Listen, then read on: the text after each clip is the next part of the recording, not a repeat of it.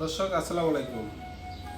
আজকের আমার ক্ষেতের যে সবজিগুলো আমি উত্তোলন করছি সেই সবজিগুলোর ভিতর রয়েছে আমার প্রিয় এই যে পুঁই ফল।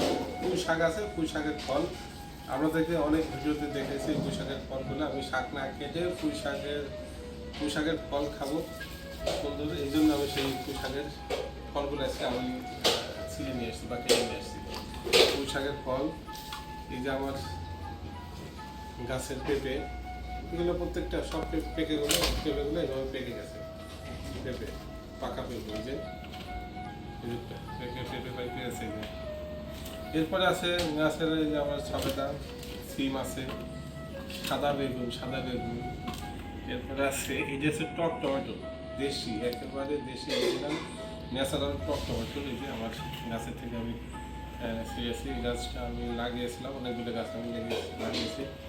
এবং একদিন দুদিন প্রতি সপ্তাহে আমার এই সবজিগুলো এভাবে তুলতে হয়। এই যে বেগুনের বাজারে 120 টাকা কেজি বর্তমানে। আমি এতগুলো বেগুন আমি পেয়েছি। দেখেন এখানে প্রায় 2 কেজি বেগুন হবে, তার বেশি হবে 2 কেজি।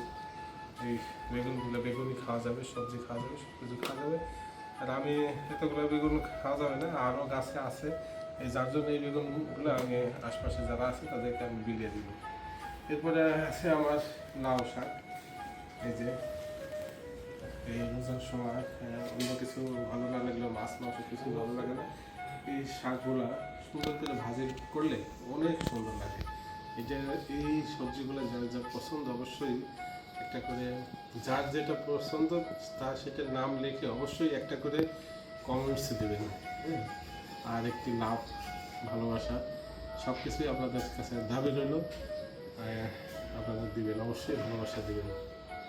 পেঁপে যে পছন্দ করেন, টমেটো যে পছন্দ করেন, এই সাদা বেগুন যে পছন্দ করেন, কালো বেগুন যে পছন্দ করেন, এদিকে আছে সবেদা ফল, এটা যে পছন্দ করেন অবশ্যই কমেন্টস করবেন। সিম, আর আছে যে আমার আছে বরবটি। এরকম সব কিছু মিলিয়ে সবজি অনেক সুন্দর। ধন্যবাদ, ভালো থাকবেন, সুস্থ থাকবেন। আর ভালো লাগলে অবশ্যই লাইক কমেন্ট শেয়ার, আগেই আমি বলে গেছি, একটু আমাকে সাপোর্ট করবেন।